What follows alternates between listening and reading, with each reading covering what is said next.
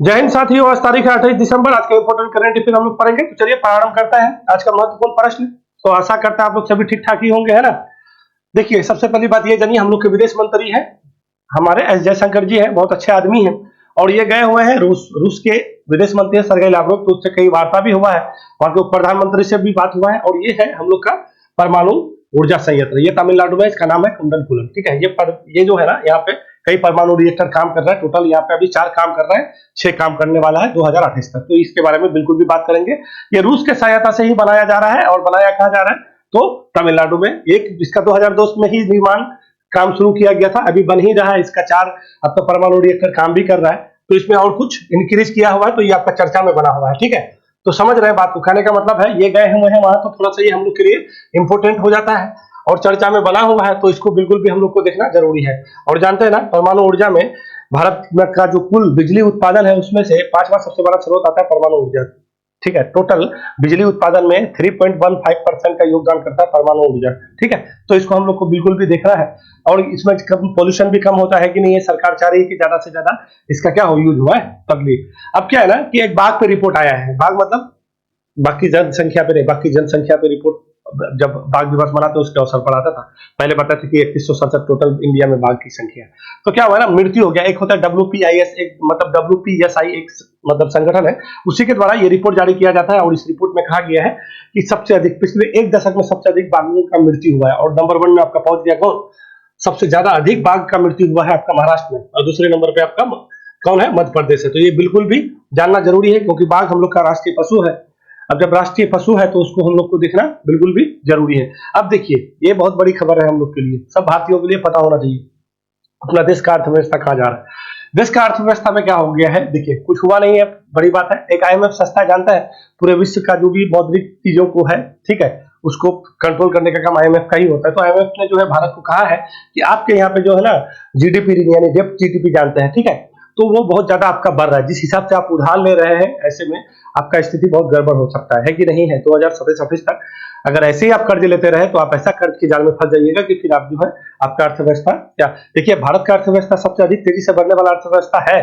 But हम लोग का जो ऋण है ना, डेप्ट जो GDP कहते हैं, GDP मतलब जो GDP है, उस GDP के अकॉर्डिंग एक डेप्ट GDP होता है जिसको GDP ऋण कहता है, वो भी हम लोग का बहुत लगभग अगर 100% GDP है तो उसमें से 84 लगभग 83 पॉइंट समथिंग है, उतना जो है हम लोग के पास ऋण है। ठीक है, तो टोटल ऋण कितना हो गया है, तो मतलब देश और विदेश से जो ऋण लिए ना, टोटल 205 लाख करोड़ रुपया हो गया है, समझ रहे हैं। ठीक है, तो उसी के बारे में हम लोग बात करेंगे कि ये IMF जो है वार्निंग किया है, इसमें क्या है नहीं है, भारत का जो है क्या क्या स्थिति आगे में हो सकता है नहीं हो सकता। तो इतना सारा क्वेश्चन है, तो ये सारा क्वेश्चन को हम लोग बिल्कुल भी देखेंगे। तो सबसे पहले यहीं से शुरू करते हैं, और भी बहुत सारा क्वेश्चन है, चले तो पहले इसी को जानेंगे। ये क्या है ना कि हाल में चर्चा में रहा कंडनकुलम परमाणु संयंत्र किस देश के सहयोग से बनाया जा रहा है। ठीक है, तो चर्चा में रहा है को हम लोग के लिए इंपोर्टेंट है, क्या बोलता है, चर्चा में रहा है कौन, कंडनकुलम परमाणु संयंत्र किस देश के सहयोग से बनाया जा रहा है। तो अभी आपको बोला है कि रूस के सहायता से बनाया जा रहा है।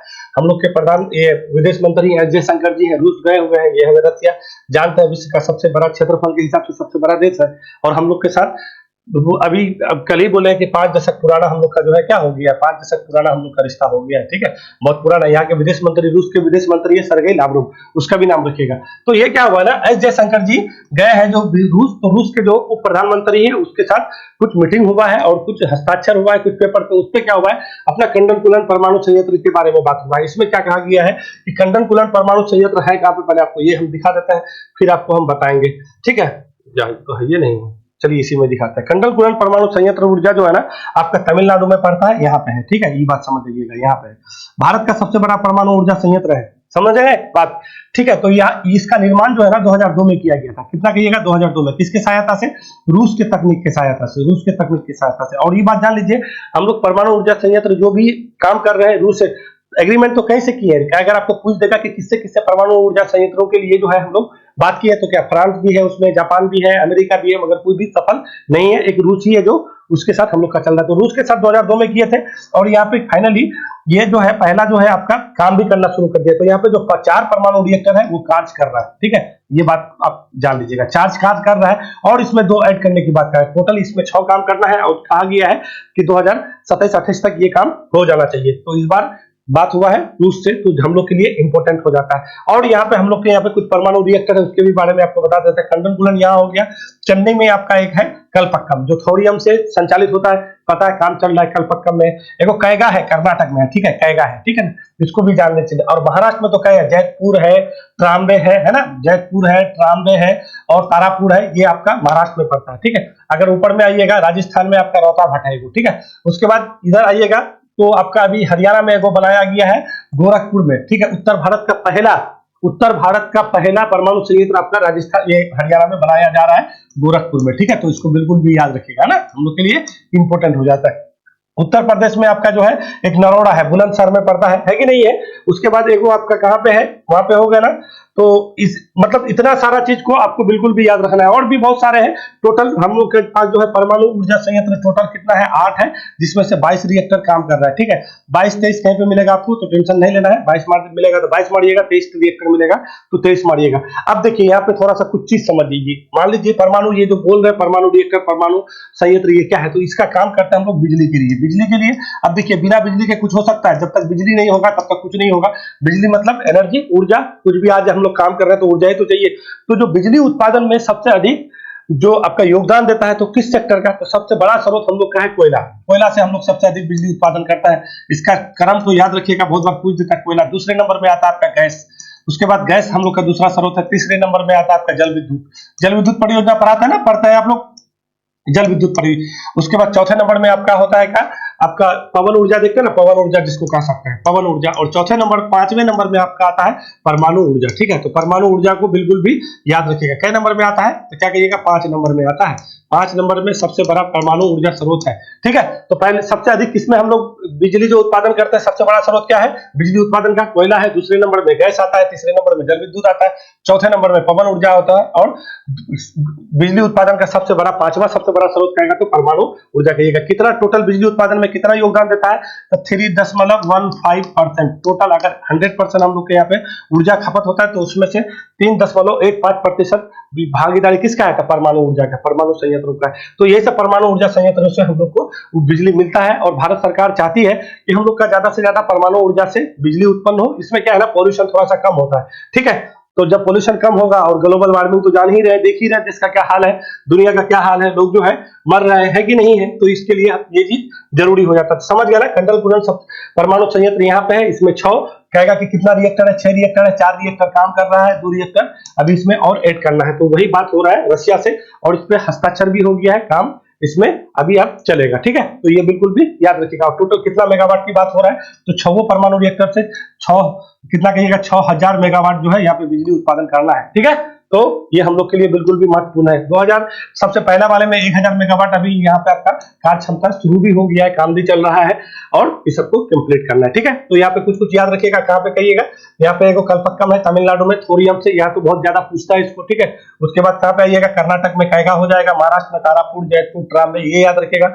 राजस्थान में रोहताभट है, हरियाणा वाला तो बिल्कुल भी याद रखिएगा, गोरखपुर में है, ठीक है, नरोड़ा बुलंदशहर में है कि नहीं है। उसके बाद और भी है, कुछ कुछ और भी है, ठीक है। जहां तक जो इंपॉर्टेंट है वो हम आपको बता दिए हैं। जो आपके लिए महत्वपूर्ण चीज है उसको हम बिल्कुल भी नहीं छोड़ते, आपको हम बताते चलते हैं कि जान लीजिएगा, ठीक है। तो चले, तो भारत सबसे अधिक परमाणु ऊर्जा से मतलब सहयोग या फिर उससे किससे तकनीक का आदान प्रदान करता है, तो क्या कहिएगा, रूस के साथ करता है। तो यही रशिया से अभी बात हो रहा था, विदेश मंत्री एस जयशंकर जी वहां गए हुए हैं, तो ये बिल्कुल भी याद रखिएगा। कहाँ पे है, कर्नाटक में है, ठीक है। टोटल बिजली में कितना परसेंट का योगदान करता है परमाणु ऊर्जा, 3.1%, 1.5%। ये याद रखिएगा, ये बहुत बार पूछ देता है, क्योंकि हम लोग का बिजली ऊर्जा ही जरूरी है, ऊर्जा नहीं रहेगा तो कोई कुछ नहीं कर सकता है। चलिए आइए, कंडनकुलन परमाणु संयंत्र रूस के तकनीक के सहायता से तमिलनाडु राज्य में बनाया जा रहा है। यह संयंत्र 2002 में शुरू हुआ था। 2016 में इस संयंत्र के पहले बिजली इकाई 1000 मेगावाट क्षमता से शुरू हुई थी। जो आपको बताया टोटल इसमें कितना बनाना है, 6 बनाना है। 6 में से पहला 2016 में ही ये अपना कार्य करना प्रारंभ कर दिया, 1000 मेगावाट दे रहा है, ठीक है। इस संयंत्र 2027 तक अपने को पूरे क्षमता के साथ कार्य करेगा, ठीक है। तो कहने का मतलब ये है कि 2027 तक ये टोटल 6 बोले हैं ना, 6 परमाणु रिएक्टर इसमें काम करेगा। 2027 तक लक्ष्य रखा गया है, ये काम कर रहा है। पहले 4 था, इसमें 2 और ऐड किया गया। भारत का सबसे बड़ा अगर पूछेगा कि परमाणु संयंत्र कहाँ पे है, तो क्या कहिएगा, कंडनकुलन है, ठीक है। और कलपक्कम वाला कहिएगा तो थोड़ी हमको बिल्कुल भी याद रखिएगा, ठीक है। चले चले अब ये क्या बोलता है कि एक जो है बिजनेस स्टैंडर्ड एक क्या है पत्रिका है, ठीक है, क्या कहिएगा बिजनेस स्टैंडर्ड के अनुसार क्या कहता है सितंबर 2023 तक भारत पर कुल कर्ज बढ़कर कितना हो गया। तो ये कह रहा है कि भारत पर जो है जो बिजनेस स्टैंडर्ड्स जो पत्रिका है, ठीक है, इसी के रिपोर्ट के अनुसार कहा जा रहा है कि सितंबर 2023 तक भारत पर कुल कर्ज बढ़कर कितना हो गया। तो अभी भारत पर जो कुल कर्ज है ना 205 लाख करोड़ रुपया है, समझ रहे हैं, 205 लाख करोड़ रुपया हम लोग पर कर्ज है। तो चलिए थोड़ा सा कर्ज से संबंधित चीजों को पहले हम जान लेते हैं, थोड़ा सा आपको कुछ मोटा मोटी चीज हम बता देते हैं फिर बात करते हैं। देखिए भारत का जो है ना जो अर्थव्यवस्था है, अर्थव्यवस्था को कोई भी देश के अर्थव्यवस्था को किससे मेजरमेंट करता है तो क्या कहिएगा जीडीपी से मेजरमेंट करता है। एक दिन और बताए थे कि ब्रेटन वुड्स सम्मेलन हुआ था 1944 में, कहां पे, अमेरिका में, और वहीं से निकल के आता है आपका आईएमएफ और वर्ल्ड बैंक। वर्ल्ड बैंक क्या है ना, कोई भी देश का अर्थव्यवस्था अगर गिर जा रहा है तो वो उधार पूंजी देगा, उसको उठाने का काम करेगा। और आईएमएफ का काम क्या है, कोई भी कंट्रोल करना, पूरे विश्व के अर्थव्यवस्था को कंट्रोल करने का काम क्या करता है, नियंत्रण का आईएमएफ के पास है। तो आईएमएफ क्या बोला है, जो रिपोर्ट आपको बोला है बिजनेस स्टैंडर्ड्स रिपोर्ट के अनुसार आईएमएफ बोला है कि आप जिस हिसाब से आपका जीडीपी विकास दर जो बढ़ रहा है, अभी आईएमएफ कितना जीडीपी रखा है भारत का विकास वृद्धि दर कितना 6.3 कहिएगा, इसको तो याद ही रखिएगा, ठीक है। और आरबीआई के अनुसार कितना वृद्धि दर हम लोग का 6.5% है।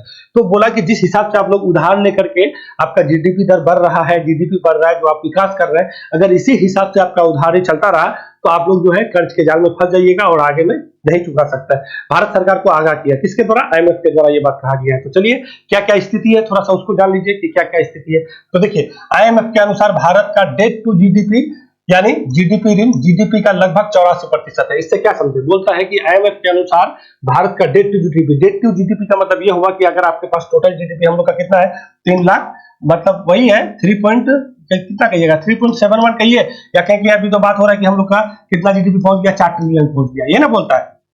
तो इतना ही मान के चलिएगा, इतना टोटल हम लोग का क्या है जीडीपी है। इस जीडीपी में कितना कह सकते, इसका 84% जो है वो क्या है हम लोग के पास ऋण है, ठीक है।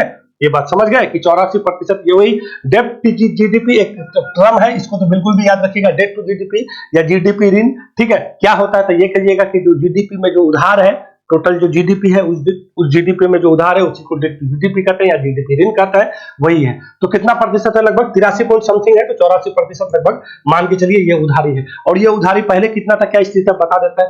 सितंबर 2023 में देश पर कुल कर्ज 205 लाख करोड़, ये 205 लाख करोड़ जो है सितंबर 2023 तक जो उधारी है, ये क्या है, देश से और विदेश से दोनों जगह से लिया हुआ उधार है, ठीक है। क्या है 205 लाख करोड़ रुपया हो गया है। केंद्र सरकार यानी भारत सरकार पर 161 लाख करोड़ रुपए का है, कितना कहिएगा 161 लाख करोड़ रुपए का है कर्ज। वहीं राज्य सरकार पर कितना है 44 लाख करोड़ का कर्ज है, ठीक है। तो क्या कहिएगा केंद्र सरकार पर 161 लाख करोड़ का कर्ज है, और जो राज्य सरकार है, क्योंकि हमारे यहाँ पे कई राज्य भी तो है, ठीक है, तो राज्य सरकार पर 44 लाख करोड़ रुपए का कर्ज है। 2014 में भारत सरकार पर कुल कर्ज 55 लाख करोड़ रुपया था। कहने का मतलब क्या है कि 2014 में 55 लाख करोड़ रुपया था, जो अभी बढ़ करके कितना हो गया है 161 लाख करोड़ रुपया हो गया है, ठीक है। तो इतना ज्यादा जीडीपी में मतलब डेब्ट जीडीपी, ये बिल्कुल भी ये टर्म याद रखिएगा, क्योंकि आपको पूछ सकता है डेब्ट जीडीपी क्या होता है, तो कहिएगा जीडीपी पर जो ऋण होता है वह डेब्ट जीडीपी होता है। 2014 में 55 लाख था और अभी बढ़ के वो कितना हो गया 161 लाख करोड़ रुपया हो गया है, ठीक है। जो पिछले 9 साल में 192% की वृद्धि हुई, कितना तो प्रतिशत 192% का कर्ज में वृद्धि हुआ है, ठीक है। देश के कुल जनसंख्या के अनुसार अभी के समय में प्रत्येक भारतीय पर 1,40,000 रुपए से अधिक का कर्ज है। कहने का मतलब इसका ये हुआ कि देश का जो कुल जनसंख्या है, कुल जनसंख्या कितना है 142 करोड़ 86 लाख, इतना मान के चलिए ना, इतना ही तो है। अगर टोटल जितना कर्ज है इस जनसंख्या से अगर डिवाइड कर दिया जाए तो प्रत्येक व्यक्ति पर जो कर्ज बैठेगा वो कितना बैठेगा आपका 1,40,000 रुपया प्रति व्यक्ति हम लोग ऋण पे है। अब हमारे पास तो इतना पैसा नहीं है, जिसके पास होगा तो चलिए वो ठीक है, हमारे पास नहीं तो हम तो ऋणी है, तो कितना हो जाएगा 1,40,000 रुपए से अधिक कर्ज है प्रत्येक व्यक्ति पर। इस प्रकार केंद्र सरकार पर कर्ज 2014 से 55 लाख से बढ़कर 2023 तक कितना लाख हो गया है 161 लाख करोड़ रुपया हो गया है। तो बिल्कुल भी प्रत्येक जो भी नागरिक है उस नागरिक को अपने अर्थव्यवस्था के बारे में पता होना चाहिए और ये जानना भी चाहिए। आईएमएफ ने अपने रिपोर्ट में कहा है कि भारत इसी रफ्तार के से उधार लेता रहा तो 2028 तक देश का डेट टू जीडीपी 100% हो जाएगा, ठीक है। तो क्या कहा है आईएमएफ कि अगर आप भारत इसी तरह से अगर ऋण लेता रहा तो उसका डेट जीडीपी कितना प्रतिशत हो जाएगा 100% हो जाएगा, जो थोड़ा सा समस्या खड़ा कर सकता है। तो केंद्र सरकार जो वित्त मंत्री है, वित्त मंत्रालय के तहत कहा गया है कि ये जो आईएमएफ का जो ये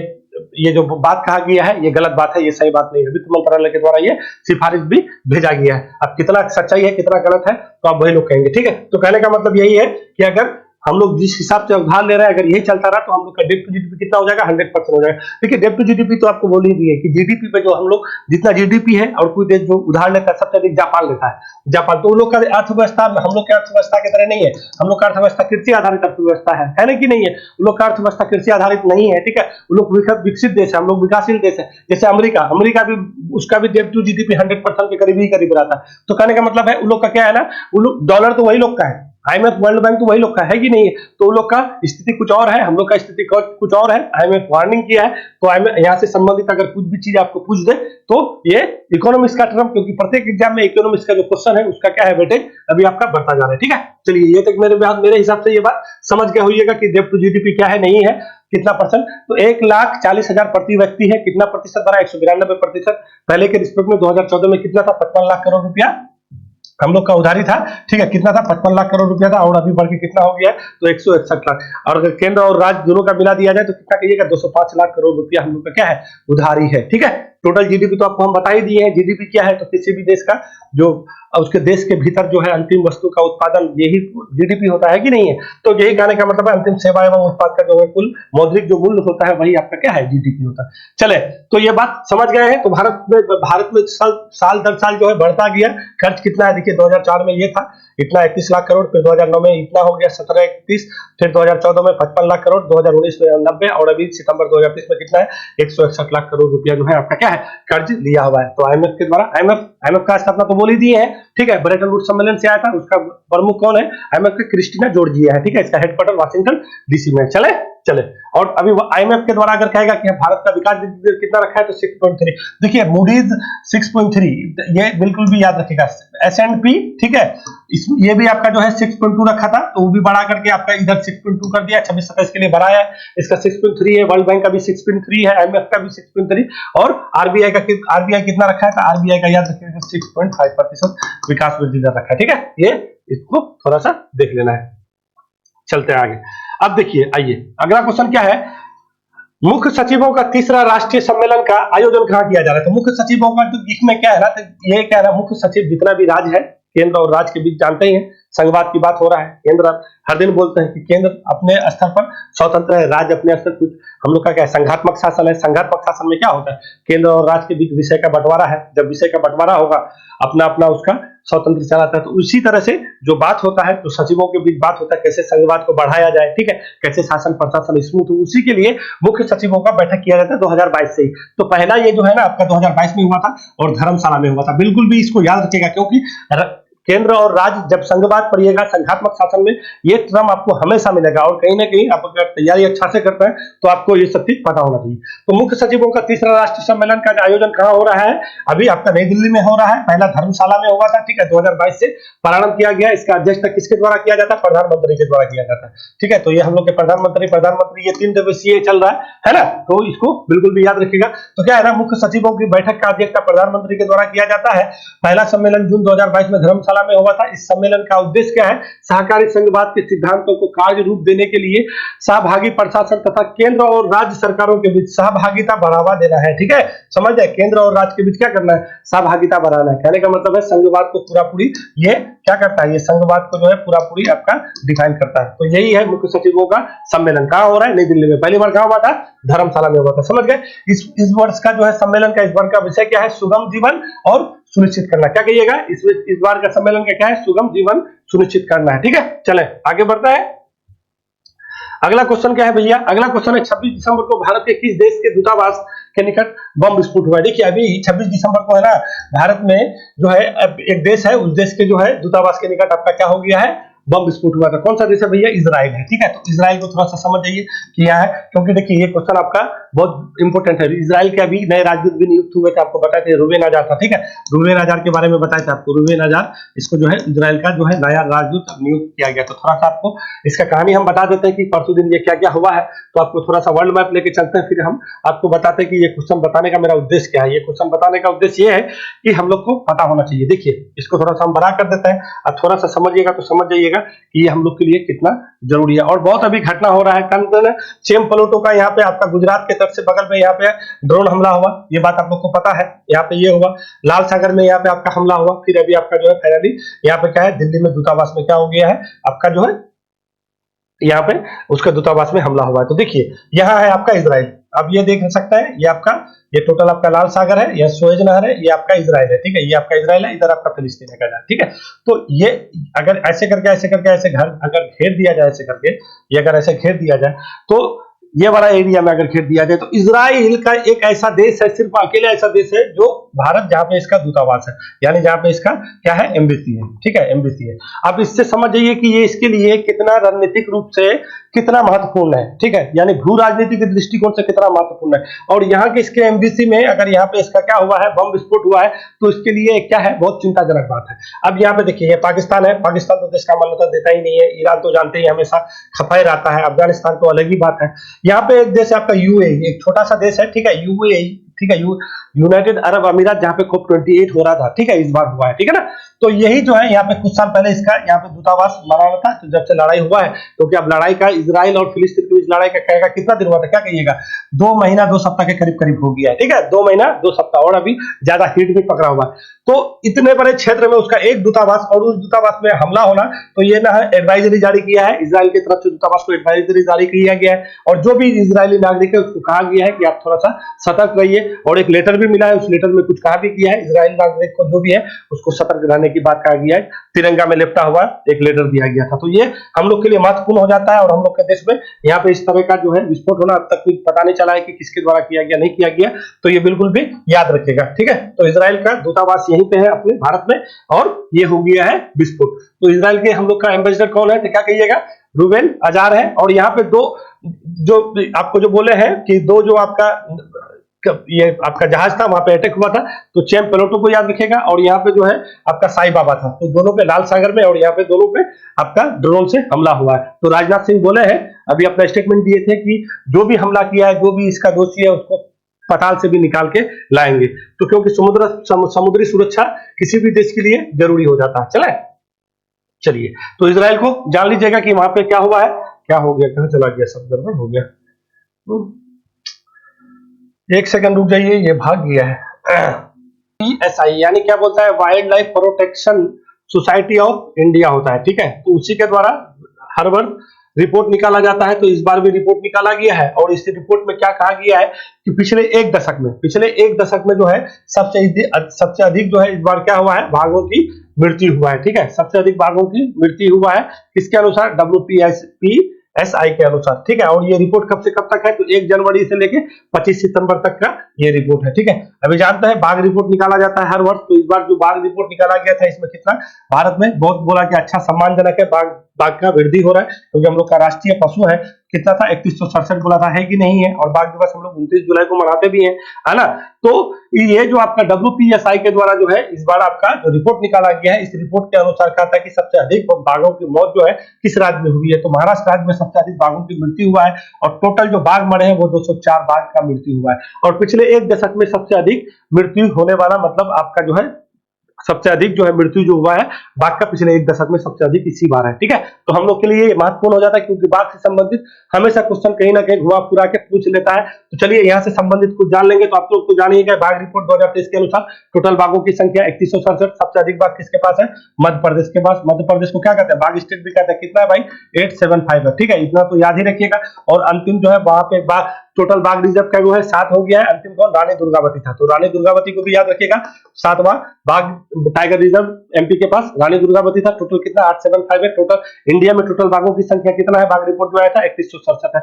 और 29 जुलाई को बाघ दिवस मनाते हैं। देखिए 1972 में ना वन्य जीव संरक्षण अधिनियम आया था, और इसी वन्य जीव संरक्षण अधिनियम के अनुसार हम लोग प्रोजेक्ट टाइगर 1973 में चलाए थे। तो इसको बिल्कुल भी याद रखिएगा, प्रोजेक्ट टाइगर 1973 में। और तभी से हम लोग बाघ को क्या करते हैं, इसको संरक्षण करने में हम लोग इसको जो है बहुत ज्यादा भूमिका रहा है। तो इस बार जो आपका रिपोर्ट आया है, ये रिपोर्ट थोड़ा सा टेंशन डालने वाला बात है कि 204 बाघ, तो इसमें बहुत ज्यादा है प्राकृतिक आपदा। अब कोई भी देखिए, कोई भी जीव हो जिसमें जीव है, अगर जीवन है तो मृत्यु निश्चित है। अब मृत्यु निश्चित है तो मृत्यु कई प्रकार का होता है, कोई प्राकृतिक मृत्यु की नहीं। अब उम्र हो गया, जैसे कोई भी मानव है एक दिन तो मृत्यु होना ही है ना, तो मृत्यु वो चीज अब क्या है ना, कोई प्राकृतिक आपदा आ गया इससे मरता हो, फिर या फिर शिकार हो गया, या फिर और किसी तरह का आपदा हो गया, या फिर अपने आपस में ही अपना जो है आवास को संरक्षित करने के लिए, या फिर एक जगह से दूसरी जगह जंगल में चला जाता है, इसमें भी तो कई प्रकार की मृत्यु का कारण है। तो इस बार जो मृत्यु हुआ है ये सबसे अधिक हुआ है, 204 बाघों का मृत्यु हुआ है, जिसमें से 52 अकेले कहाँ का है, तो क्या कहिएगा, महाराष्ट्र का है। ये हम लोग को याद रखना है, ठीक है ना, ये याद रख गए। पिछले एक दशक में सबसे अधिक, और मध्य प्रदेश में कितना हुआ है, 45 बाघों का मृत्यु हुआ है, ठीक है। तो जितना सारा चीज यहाँ से बोले हैं ये याद रखेगा। बाघ स्टिक मध्य प्रदेश कितना है, 875 है। अंतिम रानी दुर्गावती, ये तो याद ही रखना है, ठीक है ना। टोटल 3167 है।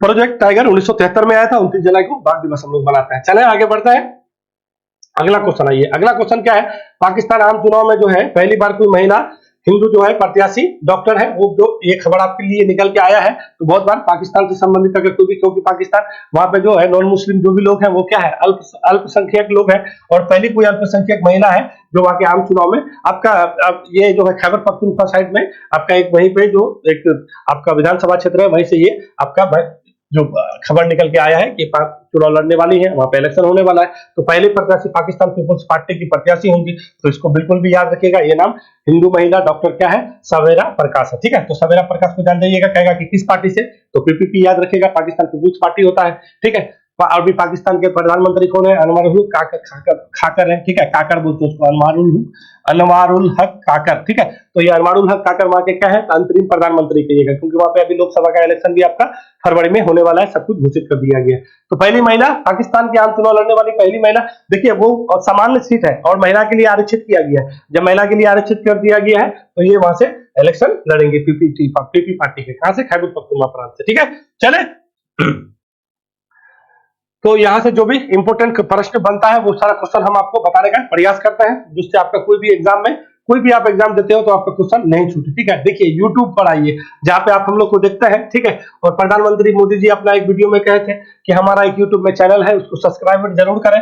और ये सब्सक्राइबर करने के जैसे ही बोले, और दुनिया के पहले ऐसा नेता बन गए कि आप जो है ये आपका क्या न्यूज बन गया। जब न्यूज बन गया तो हम लोग के लिए जरूरी हो गया, और हम लोग के देश के प्रधानमंत्री है। तो यूट्यूब पर क्या है ना, 2 करोड़ सब्सक्राइबर पाने वाले दुनिया के पहले नेता प्रधानमंत्री नरेंद्र मोदी बन गए। कितना हो गए इसके सब्सक्राइबर, 2 करोड़ हो गए। और सबसे अधिक जो है ना विदेशी, जो भी लोग विदेश में रहते हैं, जो भारतीय मुल्क है या फिर कोई विदेशी भी है, अगर प्रधानमंत्री मोदी को सुनना चाहे तो वो कैसे सुनेंगे, तो ये अपना जो भी अपना इसका भाषण होता है उसको अपना यूट्यूब अपना चैनल में डालते हैं, ठीक है। और दूसरे नंबर में है ना, एक ब्राजील के पूर्व राष्ट्रपति थे ब्राजील के, ठीक है, उसका नाम बड़ा बढ़िया है, बोल्सोनो, जेवियर बोल्सोनारो नाम था उसका, ठीक है। तो दूसरे नंबर पे वही है। अगर आपको पूछे दूसरे नंबर का, क्योंकि हम लोग का जो भी एग्जाम होता है ना वो पहला नंबर ना पूछ के दूसरा नंबर पूछता है, ठीक है। तो जेवियर बोल्सोनारो को भी याद रखिएगा, ब्राजील के पूर्व राष्ट्रपति रह चुके हैं, ठीक है। क्या है, पूर्व राष्ट्रपति है ब्राजील के जेवियर बोल्सोनारो। दूसरे नंबर पे वही है। अब पहले नंबर पे हम लोग के प्रधानमंत्री है, 2 करोड़ सब्सक्राइबर पाने वाले होंगे। तो कल आपका बहुत ज्यादा न्यूज में था, मीडिया में था, तो ये आपके हम लोग के लिए